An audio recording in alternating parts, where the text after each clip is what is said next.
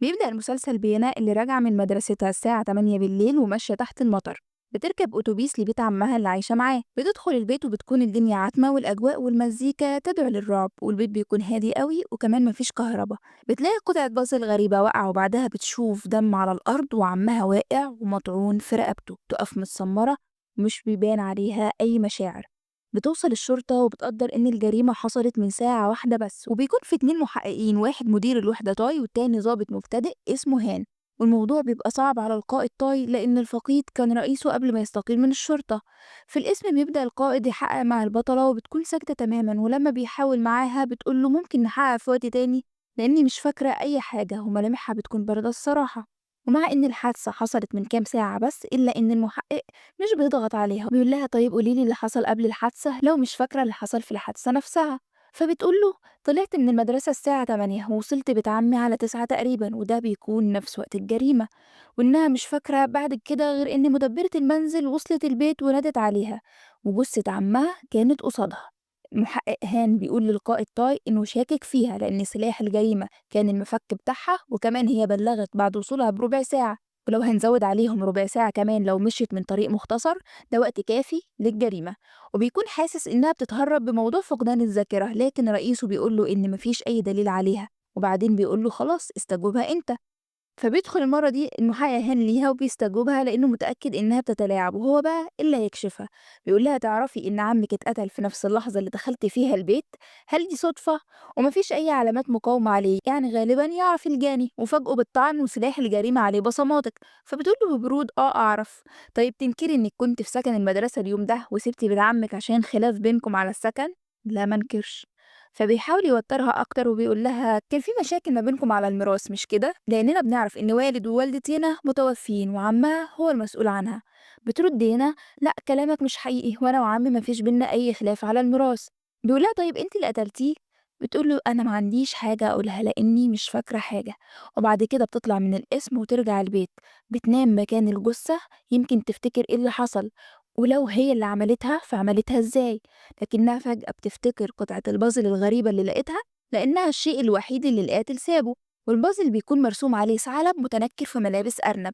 بتروح للمحقق هان وبتقوله لو عايز تقبض على القاتل ابدأ بالبازل ده.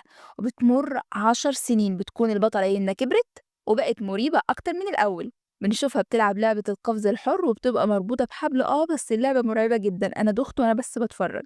بتكون مبسوطة ومتحمسة لدرجة إنها بتطلب من المسؤول إنها تلعب دور تاني. فالراجل بيبقى مستغربها شوية، فبتقول له إن القفز بيحسسها إنها على وشك الموت، فالموضوع بيبقى ممتع جدا الصراحة. فالراجل بيقول يا ريتني ما سألت. بتروح هنا بعد كده لدكتورتها النفسية لأنها بتكون لسه ما افتكرتش إيه اللي حصل يوم حادثة عمها. بتفضل تضحك بهستيريا على موقف ما تضحكش، زي مثلا إنه في واحدة قتلت جوزها ودفنته في المزرعة بتاعتها ومزرعتش عليه حتى بطاطا، وعلمت القبر بغطا زجاجة. هنا بنتأكد إن هنا فعلا سايكو شوية. الدكتورة بتبقى برضه مش فاهمة هي بتضحك على إيه، بس شغلها بقى ولازم تكمله. فبتسألها عن إذا كان لسه عندها أرق، فبتقول لها أنا ما بعرفش أنام بسبب نفس الكابوس. كل ليلة أحلم بالجريمة اللي حصلت وأنا واقفة قدام جثة عمي، وبرضه مش فاكرة إيه بالظبط اللي حصل. وبنلاحظ إن أسلوبها حتى مع الدكتورة بتاعتها فظ شوية. تسألها الدكتورة عن تعاملها مع الناس، فبتقول لها لسه الوضع سيء زي ما هو ولسه ما بعرفش أفتح أي مواضيع. فالدكتورة بتنصحها إنها تندمج أكتر شوية لأن ده هيحسن من حياتها، وتحاول يعني تكون ألطف مع الناس. فاكرين بقى المحقق المبتدئ هان؟ بقى محقق كبير ولسه مهتم بقضية عمينا، وبيكون لسه بيحقق في القضية بعد كل الوقت ده. بيروح لزميلة ينا واللي كانت معاها في يوم الجريمة قبل ما تروح لبيت عمها. والبنت دي كانت بره كوريا وحاليا رجعت وافتتحت هي وجوزها مقهى. وجوزها ده بقى بيكون شخص أجنبي وشكله سوابق، فبيفتكر المحقق هان بسبب لبسه والوشومة اللي عليه إنه بلطجي عايز يعمل يعني معاه مشكلة، فبيمسك في خناقه وبيكون أصلا بيتكلم أسباني. فهان طبعا بيكون مش فاهم منه حاجة، فبيثبته كده بالكلبشات وبيحاول يقول له أي حاجة بالأسباني ويفهمه إنه عايز ياخد كلمتين بس من مراته. بيتكلم بقى هان مع زميلة إنا وبيقول لها افتكري أي حاجة حصلت في اليوم ده حتى لو كانت جملة غريبة. فبيطلع إن اليوم ده إنا كانت معاها في سكن الطلبة وقالت لها جملة غريبة. قالت لها تعرفي إنك حجة غيابي؟ بيرجع هان لاسم الشرطة بيلاقي إنا مستنياه، وبيظهر إنها بتروح لهم كل فترة وحافظة حتى عادات الضباط، وبقوا خلاص متعودين على زيارتها. وبتكون هي كمان بتحاول توصل للي حصل في اليوم ده، فبتروح يعني تمسي عليهم كل فترة وتفكرهم إنهم فشلوا يوصلوا للجاني. بعد كده بتطلع إنا على شغلها وبنعرف إنها بقت محللة جنائية برتبة ملازم، وبتكون ذاكرتها قوية جدا لدرجة إنها بتدخل الأسانسير تطلب كل الأدوار للناس اللي راكبين معاها. فريقها بقى بيكلموها عشان في قضية جديدة، فبتروح لهم بسرعة، وبتكون القضية عن طفل عنده 10 سنين لقوه مقتول في غرفته، ومحدش دخل البيت غير أخوه وبعدين الأم والأب، بس الفريق مش لاقي أي أدلة على القاتل. فالبطلة بتحلل كل حاجة وبتلاحظ إن الطفل الضحية واخد جوايز كتير قوي وشهادات تقدير وكؤوس، وواضح إنه ناجح في الدراسة وكمان في الأنشطة الرياضية. أما أخوه اللي عنده 12 سنة فعلى العكس تماما ومش واخد أي جايزة، وبتلاحظ إنه بيكتب اسمه على كل حاجة تخصه في البيت، كأنه كده يعني بيحس بأهميته. وبيكون هو كمان اللي اكتشف الجريمة لأنه أول واحد رجع البيت وكلم أهله. من طريقة شرحه للجريمة بتستشف هنا إنه ما كانش مهتم بأخوه وموته على قد ما هو مهتم بوصف حالة أهله لما عرفوا اللي حصل، وكأنه قاصد إنه ما يتكلمش عن الجريمة نفسها وبيبعد نفسه عنها شعوريا. وبتكون شاكة فيه، وفي مكتب إنا فريق التحقيق أكد شكها في الطفل اللي في التحقيق قال فجأة كده إنه مش فاكر أي حاجة حصلت في اليوم ده. فبتروح بقى إنا تتكلم معاه وبتقعد تحكي له عن قضية عمها، بتقول له هقول لك قصتي بس بطريقة شبه اللعبة، أنا هقول جملة من اللي حصل معايا وأنت تقول جملة من اللي حصل معاك. يعني مثلا هي تقول دخلت البيت ولعت النور، فهو يقول دخلت البيت واتجهت لغرفة أخويا، وهكذا يحكوا بالتبادل. فالطريقة دي بقى لخبطت الولد وخلته يزود تفاصيل ما قالهاش قبل كده، فإنا بتوقعه في الكلام لحد ما اعترف إنه هو اللي قتل أخوه لأنه كان بيحقد عليه، والقضية اتحلت. بنرجع تاني للمحقق هاني اللي بيكون سهران مع مديره جو وزمايله، وبعد كده بيمشي نفس المسافة اللي مشيتها البطلة من 10 سنين في نفس الوقت ومن نفس الأماكن وبنفس المواصلات، وبتكون مازالت المشتبه بيه في القضية بالنسبة له. وبيفضل يحوم حوالين البيت وهو بيفكر في القضية لحد ما بيتفاجئ إن عربية لدورية شرطة جت، وبيكون 2 زمايله وبيقولوا له إن حد بلغ عن شخص مريب في الحي، وجس وات بيطلع هو الشخص المريب ده لأن مدبرة المنزل قلقت منه وطلبت الشرطة، وبيكون شكله وحش أوي الصراحة. بعد كده بنروح لقضية جديدة مع واحدة اسمها بيونغ، بتخرج من البار بتاعها بتركب عربيتها الحمراء وبتسوق بتهور وتكسر الإشارة. بتكون الدورية بتاعة الضابطة والضابط لسه واقفة، لكن بيكون الضابط خرج يجيب حاجة، فالضابطة ما بتقدرش تمشي ورا صاحبة العربية الحمراء. وعند إنا بتروح البيت وبتلاقي الليفري جايب لها ظرف أصفر، ولما بتفتحه تتفاجئ بقطعة بازل جديدة عليها رسمة مريبة. بتجري على أوضتها وتركب القطعتين على بعض، وفعلا بيبانوا إنهم قطعتين من لغز واحد. فبسرعة بتتصل على المحقق هان لكنه ما بيردش. ما بتقدرش تقعد ساكتة وبتروح بيت والدته لأنها عارفة إنه بيكون هناك في اليوم ده من الأسبوع. بترن الجرس وبتسأل الأم عنه، فبتقول لها ما جاش النهاردة. بتنزل تاني الجراج وبتنسى هي ركنت عربيتها فين، وبتدور في الجراج وبتلاقي عربية شبه عربيتها لكنها مش هي. بتحس إن في حاجة مريبة في العربية دي، فبتبص كده من ورا الزجاج بتلاقي جثة واحدة ست، وبتكون دي ميونج اللي كسرت الإشارة. بتيجي الشرطة تحقق وتجمع الأدلة والبصمات. المحقق هان بيقول إن متعلقات الضحية زي ما هي، فدي جريمة قتل مش سرقة. ولما بيعرف إن هي اللي بلغت بيزيد شكه فيها إنها سايكو. ولما مدير القسم جو بيشوف الضحية بيبان عليه التوتر وإنه مخبي حاجة. بنرجع لقينا اللي بتربط ما بين قطعة البازل الجديدة والجريمة، فبتتواصل مع الدليفري وبتروح للمكان اللي استلم منه الظرف، لكنه بيطلع مطعم مهجور فما بتوصلش برضه الحاجة. فبتروح لهان وبتحكي له عن قطعة البازل الجديدة اللي عليها برضه رسمة غريبة، وإنه أكيد ده قاتل متسلسل لكنه بيكون لسه شاكك فيها، وكلامها عن القاتل المتسلسل ما بيقنعوش. فبتعرفوا هنا إنها قالت له كل اللي عندها، ولو غير رأيه وحب يتعاون معاها فأهلا وسهلا.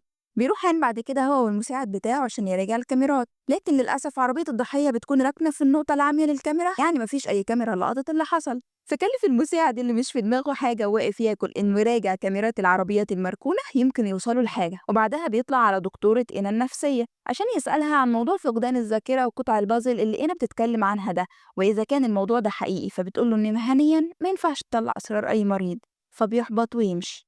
وبعد كده في مكتب المحقق بتجيله إنا لأن الدكتورة بتكون قالت لها اللي حصل، فبتقول له ملهاش لازمة الحركات دي، وبتتوقع وقت حدوث الجريمة وإنه في نفس الوقت اللي اتبعت لها فيه قطعة البازل. وبتفضل تتكلم عن القاتل المتسلسل فبيسيبها لخيالها ويمشي. بيعرف هاني إن الضحية كانت بتملك بار كبير، فراح على هناك واتكلم مع واحدة من العاملات، فقالت له إن المكان مفيهوش طبعا كاميرات مراقبة لأنه مكان خاص، وإن الضحية بيونج مشيت بدري اليوم ده وكان في المكان 4 أشخاص. طيب اتكلمت مع حد فيهم؟ اه مع واحد لكن معرفش هو مين، فأخد من الموظفة رقم مديرة المكان عشان يعرف منها تفاصيل أكتر. بعدها شاف سجل مكالمات الضحية فلقى ايه بقى؟ لقى رئيس الوحدة بتاعه هو آخر حد كلمها ورن عليها 3 مرات، فاتصدم وراح أخد مدير الفريق جو وراح يستجوبه رئيس الوحدة. فطبعا رئيس الوحدة كان متضايق من الطريقة دي مع رئيس وحدة وبيتحقق معاه، لكنه قال له إن الموضوع عادي وإن زبون هناك وإنه كلم الضحية عشان يلغي حجزه وإنها أصلا ما ردتش عليه، فقال له تمام اكتب بقى شهادتك في ورقة. فالراجل ما بقاش طايقه أكتر.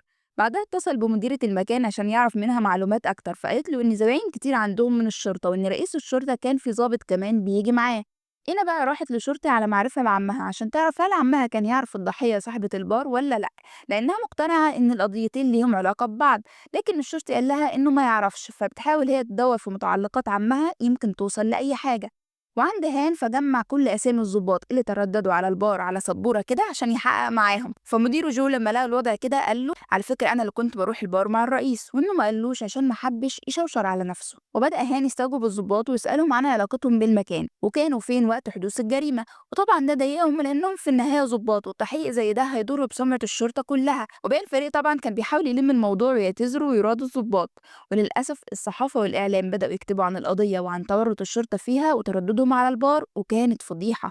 فطبعا المحقق كان بياخد على دماغه من رؤسائه هو وفريقه، وفي الاسم محدش من الضباط بيكون طايقه خالص. في الوقت ده بيجيله اتصال من مديرة البار وبتقوله إن في اليوم ده في واحد من الموجودين خرج ورا الضحية لما طلعت من البار، وبيكون ده القائد تاي اللي كان رئيسه وقت قضية عمينا. فهان بيروح له يتكلم معاه بشكل ودي عشان يعرف طبيعة علاقته بالضحية ايه بالظبط. فبيقول إنه كان سهران عادي في اليوم ده وخرج يشم شوية هوا لأنه كان شارب ومحتاج يفوق، وبعدها روح عادي وإنه ما كانش خارج وراها مخصوص يعني. والمدير جو قال له إن رئيس الوحدة والقائد تاي كان عندهم حجة غياب فهم مش المشتبه فيهم. أما إينا فكانت بتلقي محاضرة عن التحليل السلوكي الجنائي في أكاديمية الشرطة، وبتتكلم عن تحليل تفكير السايكوهات وبتناقشهم في قضية قديمة حيرت الشرطة عن قاتل متسلسل، وحكت لهم عن تفاصيل القضية وسألتهم ازاي هي عرفت بقى انه كان قاتل متسلسل. فطلع من ايه بقى؟ إنه كان بيقتلهم في يوم معين واللي نجوا منه قالوا إن كان بيقول لهم اذهبوا إلى الجحيم كتير قوي.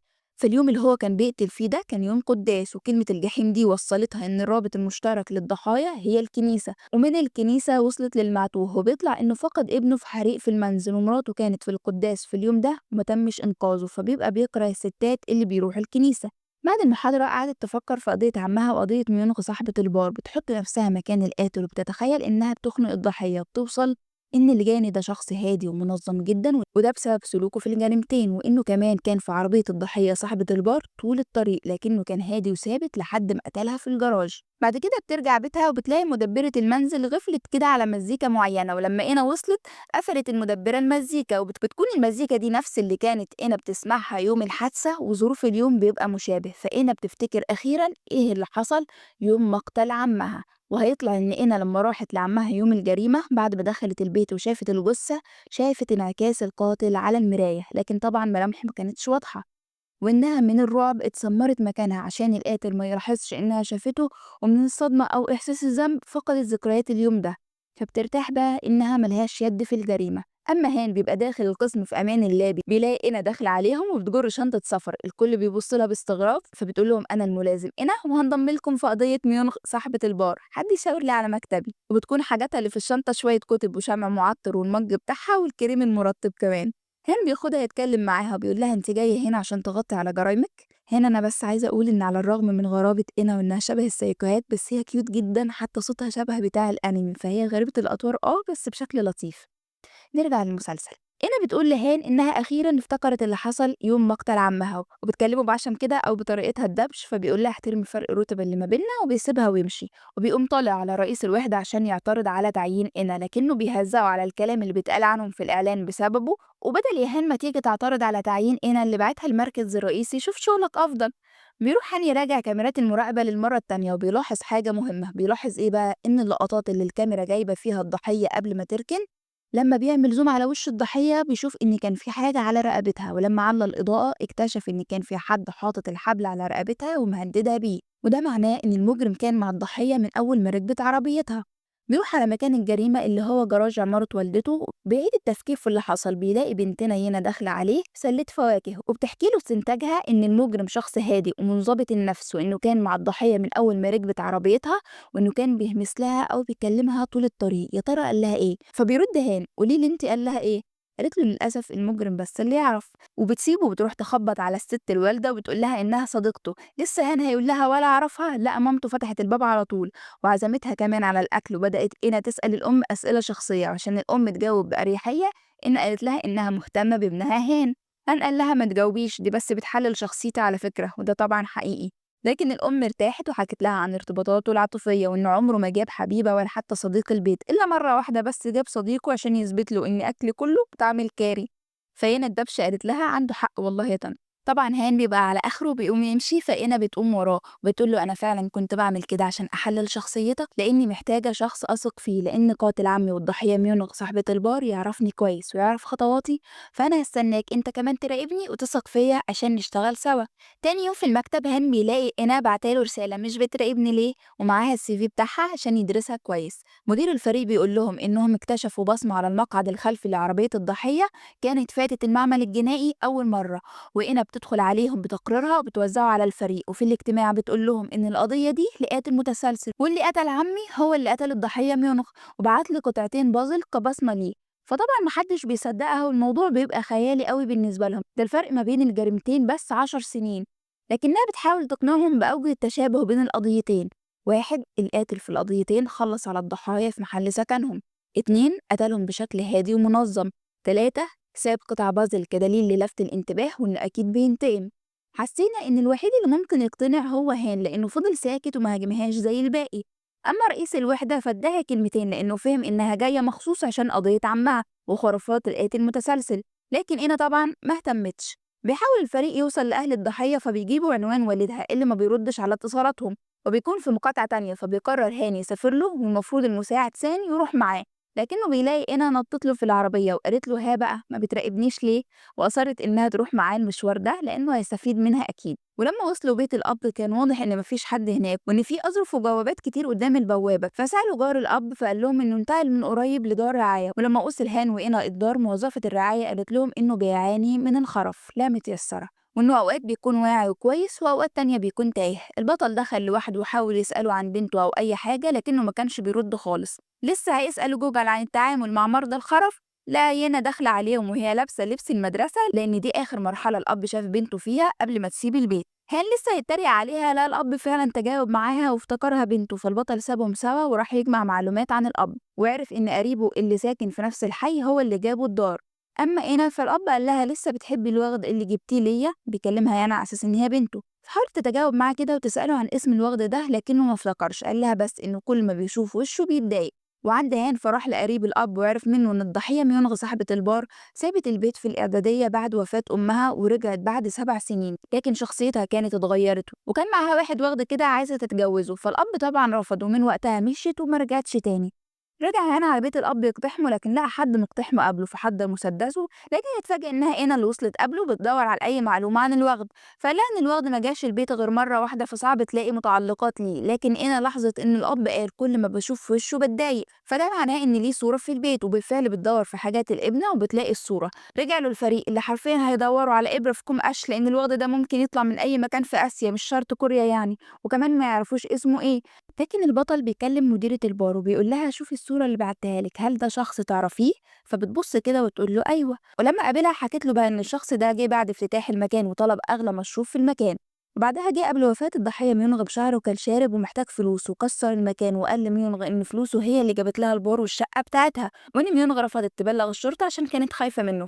فسألها: انت تعرفي اسمه؟ قالت له بطاقته كمان، أصله كان اداني الكارت بتاعه قبل كده. وفي نفس الوقت الفريق كان وصل إن بصمة المقعد كانت لنفس الوغد اللي عرفنا إن اسمه شموك. فبيطلعوا بقى كلهم على المطعم بتاعه وبيقلبوه، لكن ما بيكونش ليه أي أثر في المطعم. بتبدأ الحلقة اللي بعد كده وبنشوف الوغد شموك راح فندق ودخل أوضة معينة، وبعدها بنشوف دم وأكياس سودا وحد بيتخلص من شنطة سفر حمراء. بنرجع لفريق الشرطة اللي بيراجعوا كاميرات المراقبة وبيلاقوا في كاميرا لقطت عربية في مكان الاستراحة على الطريق وشموك باين فيها من ظهره. فهان ومدير الفريق بيروح على المكان وبيلاقوا العربية مطربة وشكلها مركونة من مدة طويلة، والكاميرا ما لقطتش شموك وهو بيرجع أو حتى راح فين، وما بيكونش في حاجة في المكان غير سور عالي. فهان بيحاول يتسلقه فإيده بتتصاب كده بشوية جروح. في عربية شموك بيلاقوا حبل شبه اللي الضحية ميونغ صاحبة البار اتقتلت بيه. فالفريق الجنائي حلل كل الكاميرات ومكالمات وتعاملات شموك البنكية، والمساعد سان اكتشف إن المشتبه به شموك آخر ظهور ليه كان في مطعمه، وبعدها جات له مكالمة، وبعدها راح على فندق معين قعد كام ساعة، وبعدها أخد عربيته وراح الاستراحة اللي احنا شفناها دي، ومن وقتها ركن العربية هناك واختفى. فهم بيروح الفندق وبيدخل نفس الغرفة اللي المشتبه شموك قعد فيها، وبيلاحظ ايه بقى؟ ريحة صعبة وشوية نقط دم على البانيو. فبيجيب الفريق يرفع البصمات ويجمع الأدلة. موظفين الفندق قالوا انهم شافوا حد لابس شبه ملابس شموك وكان جار شنطة حمراء وبيمشي من المكان. ولاحظ هان ان في بحيرة قدام الفندق، فراح يفتش حوالين المكان ولقى آثار لشنطة سفر مجرورة لحد البحيرة. فجاب فريق يغطس يفتش تحت المية. أما يانا فبتوصل هي كمان الفندق وبتبدأ تحلل المكان، وبتكون مش مقتنعة إن شموك هو القاتل، لأن من تحليلها ليه هو شخص عصبي وانفعالي، والمجرم شخص هادي وبيتحكم في انفعالاته. وده ظهر في قضية الضحية صاحبة البار، وكمان في آثار الجريمة اللي في الفندق اللي احنا لسه أصلا مش عارفين هي ايه. فبتروح لهان تقول له استنتاجها، وبيكون الفريق لقيوا فعلا شنطة حمراء فيها ايه بقى؟ فيها جثة متقطعة ومطموسة الملامح. فبيبص لها نظرة ثقة وبيقول لها لسه عند رأيك؟ دي شكلها تاني جريمة ليه بعد صاحبة البار. بتقول له عند رأيي. طيب أمال دي جثة مين؟ بتقول له ممكن تكون جثة المشتبه بيه شموك أصلا. تحاول تقنعه بكلامها وإن في شخص قاصد إنه يتوههم، بدليل إن وش شموك مش ظاهر في الكاميرات. بعدها في اسم الشرطة بيكون تحليل الدي إن إيه ظهر، وهنا فعلا تحليلها مظبوط والجثة كانت لشموك فعلا. فهنا بتطلب من هاني إنها تحضر التحقيق مع زوجة المشتبه بيه شموك، ومع إنه بيرفض إلا إنها بتحضر برضه. وفي التحقيق بيقول هان للزوجة إن زوجها توفى، فبتتأثر وتقعد تعيط. ولما بيسألها عن منغ الضحية صاحبة البار بتقول إنها أول مرة تسمع بالاسم ده، لكن إنا ما اقتنعتش وكانت شاكة فيها وراحت في زيارة ودية تقابلها بنفسها. إنا قالت لها إنها عندها فضول ناحيتها ومتأكدة إنها تعرف الضحية ميونغ. فبترد الزوجة إنها سمعت بيها، وإن جوزها قال لها قبل كده إنه اشترى لها شقة ودي المرة الوحيدة بس اللي جاب فيها سيرتها. ما تعرفش هي ارتاحت لإنا ليه، لكنها أعجبت بشخصيتها وقوة ملاحظتها وعزمتها كمان على قهوة. وأنا هنا قلت بس دي شكلها سايكو وهتحط لها سم، بس طلعت ظلماها. هنا بقى بتحلل شخصيتها وإنها بتحب العزلة، فقالت لها فعلا، وإنها كمان بتنام في غرفة منفصلة عن جوزها. فهنا بتسألها إن كانت مرت بفقد قبل كده، فبتقول لها فهنا كمان بتبدأ تحكي لها عن قضية عمها، وبتكون دي طريقة هنا إنها تحكي حاجات مشابهة حصلت لها فالطرف التاني يرتاح ويبدأ هو كمان يحكي. فبتقول لها إن أختها وجدتها ماتوا في حريق لما كان عمرها 13 سنة بس، وبتكون أكتر حاجة مأثرة فيها إن ما كانش ليها مكان منفصل زي أختها. بترجع هنا الفريق تحليل السلوك الجنائي يحللوا القضية سوا، وبتلعب دور القاتل والفريق يسألها ويستوجبها، حاجة شبه العصف الذهني كده. فوصلوا إن زوجة الضحية هي القاتلة، وأكيد ليها شريك ساعدها في الجريمة وكمان في التمويه، وعمل قدام الكاميرات إنه جوزها، وإنهم استدرجوا جوزها العصبي للفندق بطريقة الحق مراتك بتخونك، وإنها أكيد هي اللي أنهت على جدتها وأختها عشان تاخد مساحتها الشخصية. بتروح هنا لبيت هان وبتحاول تخمن رمز الباب، فبتكتب تاريخ قضية عمها لأنها أول قضية لهان وكمان لسه ما اتحلتش، وفعلا بتطلع صح. ولما وصل هان لقاها مستنياه فاتفزع. فينا قالت له عن شكوكها في زوجة الضحية وإنها كانت حزينة إن ملهاش أوضة خاصة أكتر من حزنها على زوجها وأختها وجدتها. تاني يوم هان بيستوعب مرات الضحية شموك وبيواجهها إنها قالت إن جوزها مرجعش البيت في حين إن الكاميرات بينت إنه رجع. فللتحوير قالت له عادي ممكن يكون رجع وأنا نايمة. فقال لها هل كان ليكي علاقات بحد غير جوزك؟ فبتقول له حصل، لكننا سيبنا بعض من شهر. وبتقول له إنه ممكن يكون انتقم من جوزها عشان سابته يعني. فهان بيروح للشخص اللي قالت له عليه، وبيكون شخص رياضي وبينكر كل كلام الزوجة، لكن هان بيلاحظ إنه عنده جروح على إيده. ولو تفتكروا فهان لما جرب يتسلق السور اللي في الاستراحة إيده انجرحت بنفس الشكل. فبيشك إن الشخص الرياضي ده هو اللي كان في العربية وعمل فيها إنه الضحية، وركن العربية تسلق السور عشان محدش يقدر يتتبعه. فبيفهم إنهم شركاء وبيتوهوه، لكن طبعا لسه ما عندوش دليل. بيجتمع مدير الفريق بهان والباقيين وبيتناقشوا في اللي وصلوا له، وهو كالآتي: زوجة الضحية والشخص الرياضي أصدقاء من أيام المدرسة، والمفروض إن التواصل رجع ما بينهم من شهور، والزوجة اشتركت في نفس النادي بتاعه، وعملوا إنهم انفصلوا من شهر عشان يبعدوا الشبهة عنهم. فهنا بتقول إن الشخص الرياضي هو الشخص الأضعف، ولو جابوا الاتنين سوا وحققوا معاهم بشكل منفصل ممكن يعترف. هان بيستوجب العشيق الرياضي وبيبدأ يخليه يتوتر بإن الزوجة دي قاتلة من هي عندها 13 سنة لما قتلت عيلتها في حريق متعمد، وبعد كده تخلصت من زوجها لأنها ما بتحبش تعيش مع حد فالدور هيجي عليك. فاعترف هنا الرياضي بإنها فعلا قتلت جوزها وقطعت كمان الجثة، وإنه أصلا كان مرعوب وبيرجع من بشاعة الجريمة ومن المنظر، وبعد كده ساعدها في التمويه بس وإخفاء الجثة، وقال لهم على مكان الشنطة اللي فيها باقي جسد الضحية، وبكده اتقبض عليه هو والزوجة. والقضية اتقفلت إن الواد شموك قتل ميونغ صاحبة البار، وبعدها مراته والعشيق الرياضي قتلوه. بعد كده بتروح يانا تودع الفريق بهدايا لأن القضية خلاص خلصت، وبتقول لهم إن قاتل عمها هو نفسه قاتل ميونغ صاحبة البار مش شموك يعني، وإنها لسه عند نظرية القاتل المتسلسل. فهان بيطلع وراها وبيكون واضح إنه مصدقها وبيقول لها تفتكري مين هو القاتل؟ فقالت له أي شخص حواليا ما عدا أنت لأني بثق فيك. بعد كده بتروح يانا تسهر مع دكتورتها وبتبقى حاسة إن هما الاتنين شبه بعض لأنهم هما الاتنين فقدوا أهلهم في الطفولة، وبتكلمها عن زوجة شموك اللي لسه حالين قضيتها ونظرية القاتل المتسلسل اللي هي مقتنعة بيها بس محدش مصدقها. ولما وصلت يانا البيت لقيت ظرف جديد بقطعة بازل تالتة عليها رسمة راجل متعلم على أجزاء منه باللون الأحمر، وبيكون المقصود بيه شموك الوغد وطريقة تقطيعه. فبتفهم يانا إن القاتل ورا القضية دي كمان لأن في الإعلام ما تقالش طريقة التقطيع. فبتطلع جري على أوضتها تحط البازل جنب بعض وبتكون يانا هتتجنن إزاي بطريقة ما القاتل خلى حد غيره ينفذ الجريمة، وكمان كان واثق إزاي إن الزوجة والعشيقة هيعملوها. بتروح يانا للزوجة في السجن واللي بتبقى متحمسة قوي من السسبنس اللي بيحصل ده.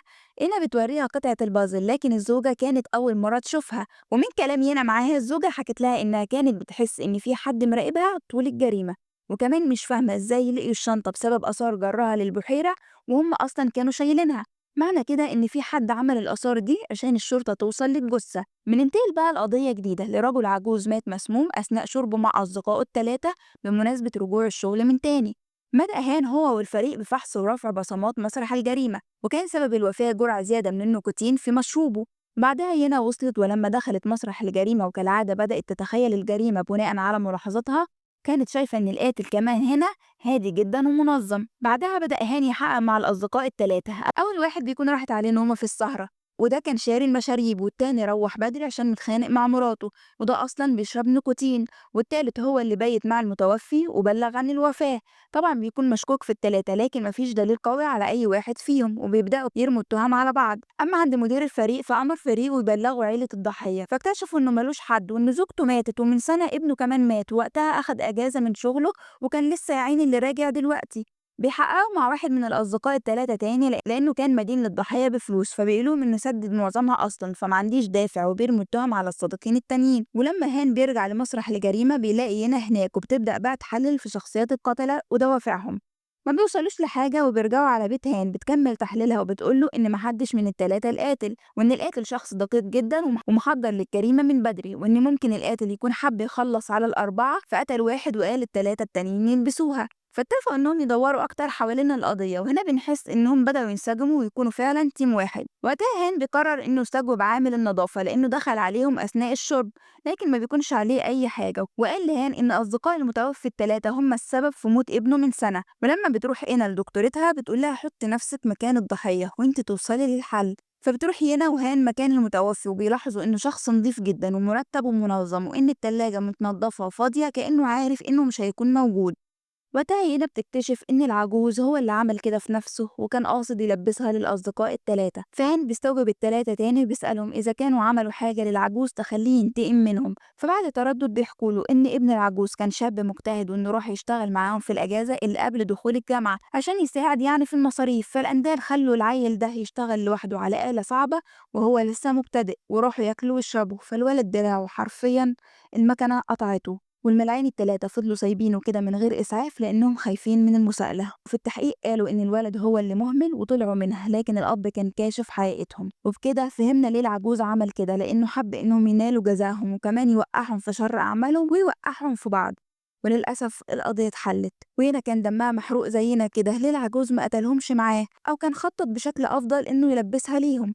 وكانت بتحكي كل ده للدكتورة، فالدكتورة قالت لها إن في ناس لما بتتعرض لصدمات بتبدأ تأذي غيرها وفي ناس تانية بتبدأ تأذي نفسها، والعجوز كان من النوع ده. بعد كده هان بيرجع بيته وكالعادة بيلاقي يانا هناك محضرة أكل وبيبدأوا يشربوا سوا ويتكلموا في انتقام العجوز. بعدها يانا بتطلع قطعة البازل التالتة وهان طبعا كان متفاجئ إن الوغد شموك يعتبر من ضحايا نفس القاتل. وبناء على كل اللي مرت بيه يانا مؤخرا بتقول لهان ليه عمي وصاحبة البار ميونغ والوغد شموك ما يكونوش بس ضحايا ويكونوا كمان هم عملوا حاجة فالقاتل بينتقم منهم. وبما إن قطع البازل شكلها ليه تكملة فمعنى كده إن لسه في ضحايا تانيين. بيصحى هان من نومه بيلاقي يانا داخلة عليه البيت ومعاها صناديق كبيرة وبتقول له أنا جاهزة إننا نشتغل سوا. وقتين امبارح اتفقوا إنهم يشتغلوا على قضية القاتل المتسلسل مع بعض، ولأنهم شاكين إن القاتل قريب من يانا واحتمال يكون من الشرطة فكانوا محتاجين مكان آمن ومفيش أحسن من بيت هان اللي يانا داخلة طالعة عليه. وبيبقى كده هان ويانا بيثقوا في بعض. بتبدأ يانا تكتب ملاحظاتها وبتقول لهان إن قضية شموك الوغد ليها علاقة بقضية ميونغ صاحبة البار، وإحنا لازم نكتشف العلاقة دي قبل ما القاتل ما يسبقنا لباقي الضحايا. واثناء تحقيقهم بيلاحظوا رقم شموك الوغد كان بيكلمه، ولما بيدور هان ورا الرقم بيعرف انه لرجل اعمال اسمه يونسو. فينا خرجت فورا وراحت قابلت رجل الاعمال اللي ما كانش طايق ينا وواضح انه مش عايز اسمه يرتبط بالوغد ولا صاحبة البار، وقال انه اصلا ما يعرفهمش. فينا عشان تخليه يحكي ويتكلم قالت له ان القاتل اللي بدور عليه ممكن يكون بيحوم حواليك دلوقتي وممكن بكل هدوء يقتلك بشكة في رقبتك. وخرجت من عنده من غير ما توصل لحاجة. وبره مكتبه سألت السكرتيرة إذا كانت شافت شموك ده قبل كده وفهمت إن رجل الأعمال والوغد شموك كانوا يعرفوا بعض مش زي ما قال لها يعني.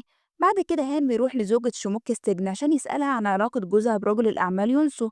فبتقول له إنها راحت مع جوزها ليه قبل كده وجوزها كان عايزه يتكفل بمصاريف فرحهم، فرجل الأعمال يونسو ما بيكونش طايق جوزها رغم إن كان في بينهم شغل قديم وكمان بيطردهم. واحنا طبعا عارفين ان زوجة شموك سايكو شوية وبتحب السسبنس عشان كده بتحبينا. فبتسأل هان انت قتلت حد قبل كده؟ فلما قال لها لا قالت له ايه الملل ده، المرة الجاية بخلي ينا هي اللي تيجي. ينا بتروح لدكتورتها وبتقول لها انها بدأت تنام احسن بس مش بتقول لها يعني انها بتنام في شقة هان، ولان ينا حشرية وبتموت في تحليل الشخصيات فلما بتعرف ان زميل الدكتورة في العيادة عايش معاها بتفضل تسألها هل هي مبسوطة عشان الجيرة دي، وبتسأل كمان الدكتور هل انت معجب بالدكتورة عشان كده سكنت معاها في نفس المبنى؟ فبيبص لها كده ويبتسم ويسكت. بيرجع هان بيته بيلاقي هنا واخده راحتها وطالبه اوردر وبتقول له انها نامت امبارح ساعتين بحالهم متواصلين ودي حاجه ما حصلتش من يوم حادثه عمها، فخليك جدع بقى وسيبني انام هنا.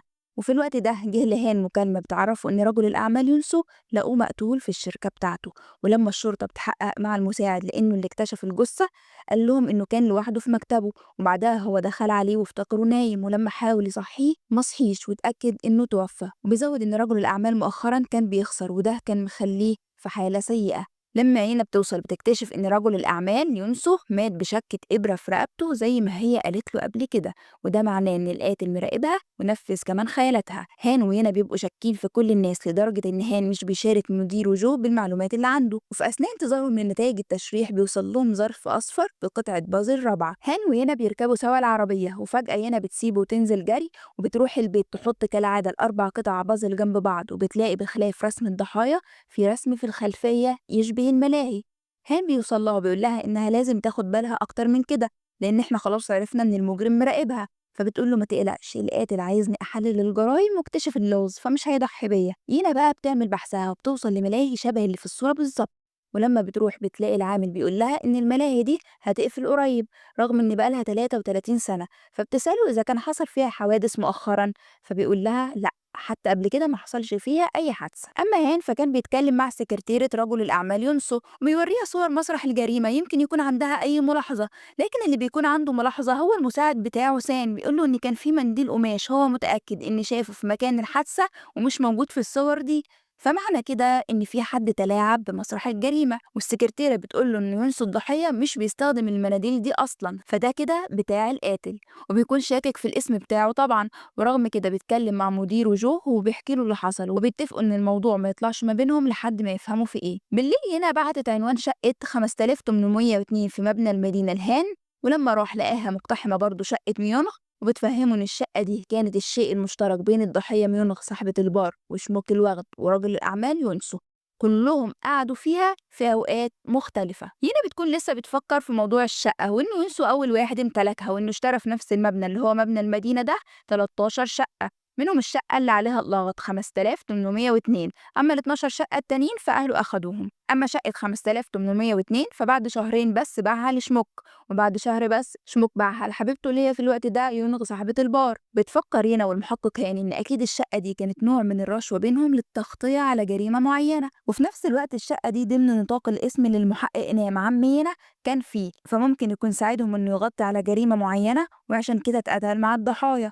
بيبصوا تاني لقطع البازل، قطعة عمها بتدل إنه ضرب نار على دمى، أما قطعة ميونغ فهي بتهمس لبنت، أما قطعة شموك فكان بيرقص وفي إيده سوار، أما رجل الأعمال يونسو فقطعته بتقول إنه داس على قلعة رملية لأطفال. المحقق هان راح لرئيسه السابق وقت قضية عمينا القائد تاي وسأله عن العم وطبيعة شخصيته، جاوبه بإنه كان شخص استثنائي ووصل لنجاحات وترقيات في سن صغير، وإنه استقال وقت قضية اتشهرت لقاتل متسلسل قتل 5 ضحايا من الطالبات، والإعلام كان بيضغط على الشرطة فكان كبش الفدا هو عم ينا فاستقال.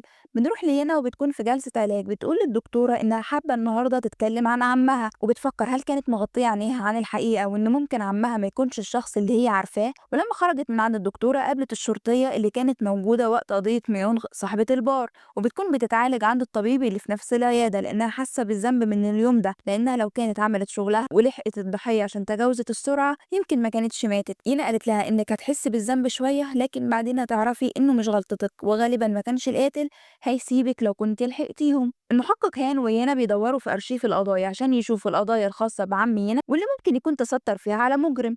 المحامي بيقول لي هنا هتقدري تتعاملي كملازم ومحللة جنائية وتفصلي عواطفك، فهنا بيكون فعلا الموضوع شاغلها وبتقول له اه هقدر. المحقق هان بيلاقي في الأرشيف قضية تشهير وبيكون أخو ضحية من ضحايا قاتل متسلسل اتعرف باسم يونغ، رفعها على صحفي وإن القضية دي تم إسقاط الدعوة فيها بعد 3 شهور بس من قبل مفوض الشرطة عم يانا. المحقق هان ويانا قرروا يروحوا لأخو الضحية صاحب الدعوة، واللي استغرب إن الشرطة جاية تعبره بعد 20 سنة، وحكى لهم إن في صحفي كتب عن قضية أخته وإنه كان شخص منعدم الضمير لدرجة إنه كتب إنها بتشتغل شغل مش كويس، وإن رفع القضية لأنه كان نفسه ينتقم من الصحفي ومن الشرطة اللي تهاونت في قضية القاتل لحد ما عدد الضحايا وصلوا ل5 بنات. ووسط كلامه عن الصحفي بيكتشفوا إنه أصلا مات منتحر، فهان قدر يوصل لملف قضية موت الصحفي لأنهم شكوا إنه مش انتحار. وبالفعل لما شافوا الصور بتاعة مسرح الجريمة اكتشفوا إنه كان فيه قطعة بازل، يعني الصحفي الضلالي ده كان أول ضحايا القاتل ومات قبل عم ينا ب4 شهور. ينا كانت هتتجنن إنها اتأخرت كل ده عشان تكتشف إن عمها مش أول ضحية، وإنه بشوية تفكير كان ممكن توصل إن حادثة عمها كانت مثالية لدرجة تخليها مش أول مرة للمجرم. هان بيروح القسم وبيقدم لمديره جو كل اللي توصلوا ليه وبيكون عايز يستقيل عشان يتفرغ للتحقيق في قضية القاتل المتسلسل، لكن المدير مش بيوافقه وبيقول له ما تثقش فينا قوي كده وان طلبه للاستقالة مرفوض، حقق يا حبيبي براحتك من غير شوشرة وقول لي على التطورات دايما. بعد كده هان بيروح لمحقق قديم مستقيل كان مسؤول عن قضية الصحفي، بيقول له انه مش اول واحد اشتغل عليها لكنه هو اللي قفل القضية دي بأمر من رؤسائه، وان وش الضحية الصحفي كان عليه كيس فده غريب لقضية انتحار. لكن للأسف أهل الضحية رفضوا التشريح وقالوا إنه كان مكتئب فأكيد انتحر. بيسألوا هان مين اللي حقق قبله في القضية فبيصدموا إن مديره جو هو اللي كان مسؤول عنها، وهو كان متكلم مع المدير من شوية بس وما قالوش إنه كان ماسك القضية دي. أما هنا فدورت في أرشيف القضايا لحد ما وصلت لقضية الصحفي ولقت قطعة البازل اللي كانت عبارة عن شخص بيصور بكاميرا وعينه متخيطة. أما مدير الفريق جو والمساعد اللي كان بيراجع الكاميرات عشان يوصل لأي حاجة في قضية يونسو اللي هو رجل الأعمال، فكان الوضع بينهم متوتر شوية. المدير سأله هل شفت حاجة غريبة غير المنديل؟ قال له لأ بس نظراتهم كانت مريبة. المحقق هان قابل مديره جو وسأله ليه ما قلتليش إنك كنت المحقق في قضية انتحار الصحفي؟ وكان شكل هان مشتت جدا بين حبه واحترامه لمديره وأستاذه وبين إنه بقى يشك في كل الشرطة، وخصوصا إن مديره أخفى موضوع تحقيقه في قضية الصحفي وإنه وقتها لو كان قال على قطعة اللغز كان سرع من التحقيق. لما بيسكت بيقول له هان أنت أخدت المنديل؟ هنا المدير بيبدأ يدافع عن نفسه بيقول له إنه قطعا ما أخدش المنديل وإنه خبى عليه إنه عارف قضية الصحفي، لأن ينا اللي أنت بتثق فيها دي في يوم مقتل الصحفي كانت في بيته، لأن ابن الصحفي ده كان في الدور العلوي مع أصدقائه اللي من ضمنهم ينا بياخدوا درس خصوصي، وإن كل الطلبة مشيوا على بيتهم في ميعاد واحد ما عدا مين؟ ما عدا ينا. كانت حجة غيابها إنها طلعت على السطح تشم شوية هوا ونزلت بعد ارتكاب الجريمة، وإن عمها مفوض الشرطة وقتها منعه من التحقيق معاها، وبعدها هو طبعا اتنقل من الاسم ده لاسمهم الحالي. أما يينا فبتسترجع ذكريات اليوم ده وإنها فعلا شافت الصحفي بيكلم حد في التليفون ومتعصب جدا. وبعدين بتطلع هي على السطح تسمع شوية موسيقى وتشم شوية هوا، وإنها ما لاحظتش غير إن في شخص غامض دخل المبنى. بتتخيل الجريمة، بتقول إن لو القاتل كان حط البازل بس على الترابيزة وشال المشروبات والعلاج كان الموضوع هيبقى أوضح إنها قضية قتل. أما هاني اللي بقى يا عيني مظلوم في الكل فقال لينا ليه ما قالتلوش إنها كانت موجودة وقت حدوث جريمة الصحفي. فبتقول له عادي، ما انت ما قلتليش ان في منديل اختفى من مسرح الجريمه. وبعدين انا اتكسفت اقول ان كنت باخد دروس غير قانونيه. وبتحيره اكتر وتشككه في مديره اللي انا نفسي ما اقتنعتش بكلامه انه خبى يعني معرفته بقضيه الصحفي وقطعه البازل عشان شاكك فينا. طيب باقي الضباط وهان ليه ما قلتلهمش من الاول ان ده فعلا قاتل متسلسل؟ بعدها هنا بتسافر لجزيره جيجو وبتوصل للشخص اللي كان كلم الصحفي في يوم الجريمه، وبيكون مهندس معروف وفي نفس الوقت صديق لعمها. بتقابله على المركب بتاعه، ولأجل الصداقة دي بيرحب بيها في الأول، لكن أول ما بتقول اسم الصحفي بيرفع عليها السكين وبيقول لها انت مين وعاوزة ايه. أما عند هان فبيقرر إنه يثق في يانا وبيرن عليها، فبيرد عليه صوت غريب وبيقول له يانا مقبوض عليها في قضية قتل. بنشوف إن في شخص شاف يانا في عز الليل رابطة حبل في جثة المهندس اللي كانت لسه قاعدة معاه، وما تفهمش بتسحبه من المية ولا بتخنقه. بيوصل هان اسم الشرطة لينا بيحاول يتكلم معاها ويفهم ايه اللي حصل، لكنها لسبب ما بتكون رافضة الكلام. فالضباط بيقولوا ليه يحاول تقنعها تتكلم قبل ما الصحافة تشم خبر، دي في النهاية شرطية. وفي مركز شرطة العاصمة الدنيا بتكون مقلوبة وبيأجلوا التحقيق مع يانا وبيبعدوا الصحافة عن القضية لحد ما يشوفوا ايه قصة يانا بالظبط.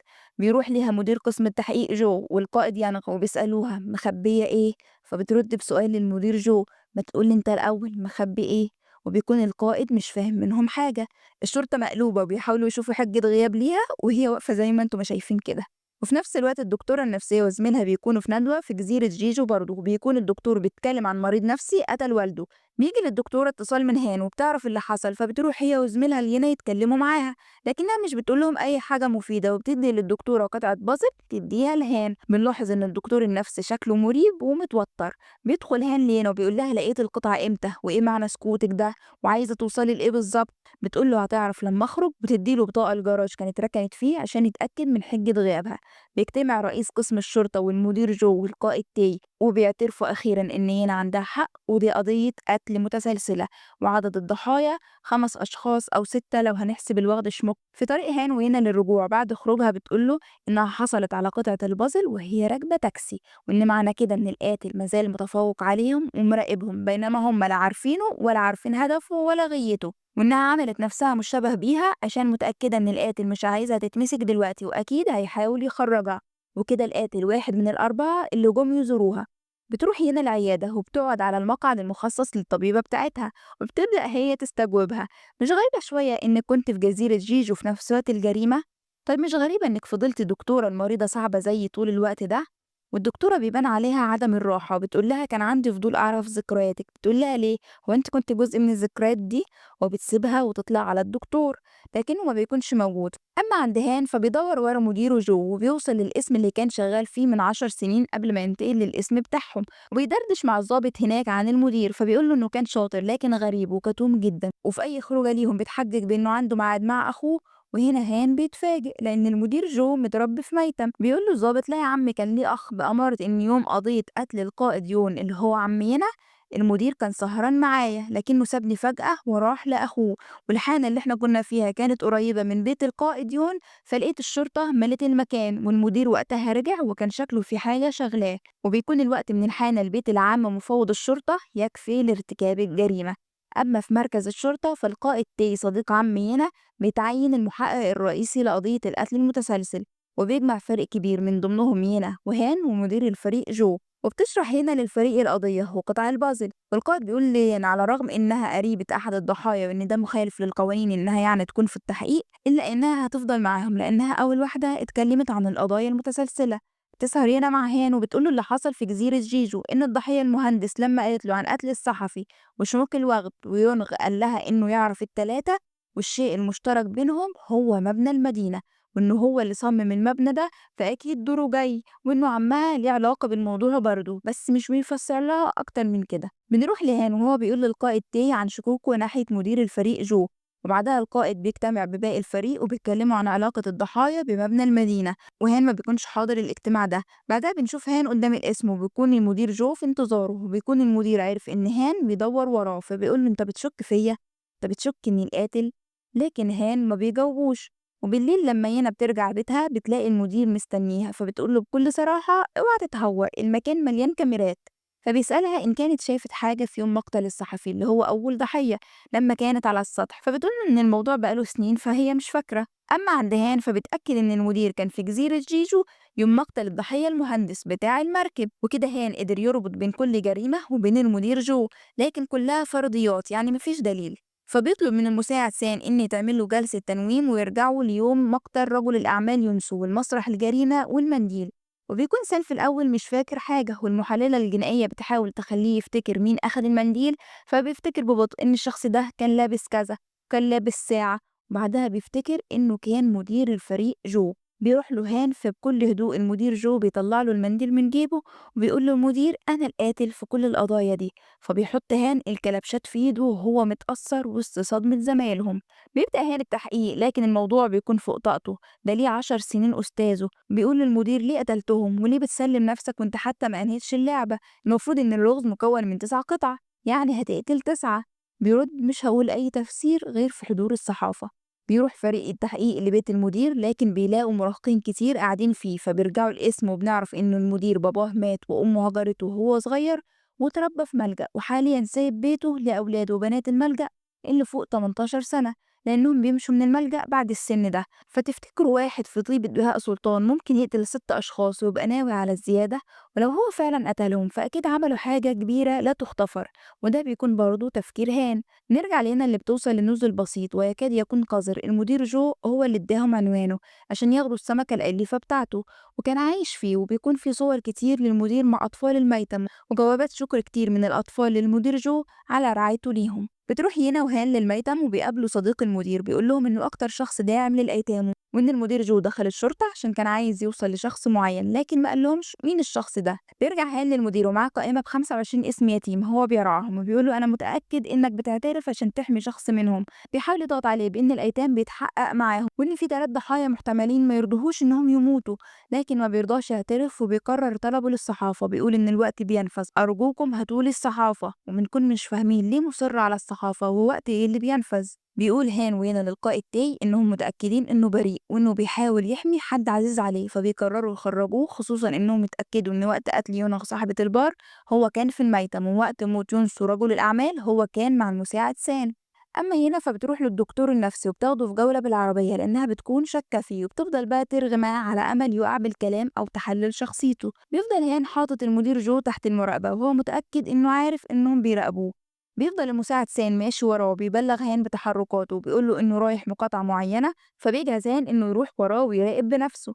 بنروح لمشهد تاني لشخصين جداد علينا رايحين يصطادوا في مكان بري ملك للشخص الأول المدعي العام السابق اللي بيعشق الصيد وعنده مشاريع مع الشخص التاني العمدة كيم. هنا بيوصل المدير جو في نفس مكان الشخصين دول، وبعده بيوصل المساعد سان اللي فجأة بيسمع صوت طلقات نار وفجأة بيهجم عليه المدير جو وبيفقدوا الوعي، وبياخد كمان طبنجة سان وبيستخبى في القش وبيراقب الراجلين لحد ما بيشوف بندقية متوجهة ناحيتهم فبيضرب رصاص في الهوا وبيجري على الراجلين. وأخيرا هان بيوصل وبيسمع صوت الطلقات وبيمشي على مصدر الصوت فبيلاقي المدير جو مضروب بالرصاص. بيطلب الإسعاف وبيحاول يعمل أي حاجة ينقذه بيها، لكن المدير جو بيقول له: المرة دي كمان ما قدرتش أوقفه، كل اللي ماتوا أشرار بس كل حاجة كانت بسببي، هو ملهوش ذنب. وبيتوفى وهان بيبكي وبيصرخ ومش فاهم مديره وأستاذه بيغطي على مين وهو السبب في إيه. بتوصل هنا وبتلاقي الشرطة مالية المكان، حالة هان بتبقى وحشة وبيقول: يا ريتني طلبت الصحافة ونفذت رغبته، شكله كان عايز يقول حاجة. وبيكون آخر اسمين قالهم المدير جو شندونغا وسيوجين. بنعرف إن الضحية المدعي السابق ما ماتش لكنه في غيبوبة، والعمدة بخير وبيكون هرب لما سمع الطلق الناري.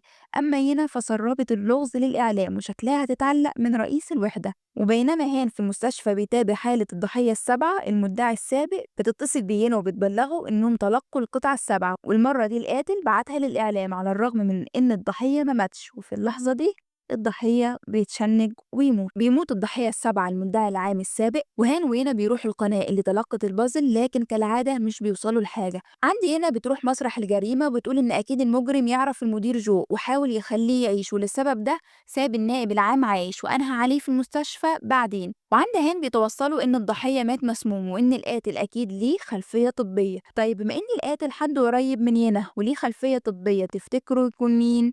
بيجي لهان مكالمة من حد مجهول بيقول له انتوا ليه فاكرين ان القاتل هو اللي بيبعت البازل، وبيقفل.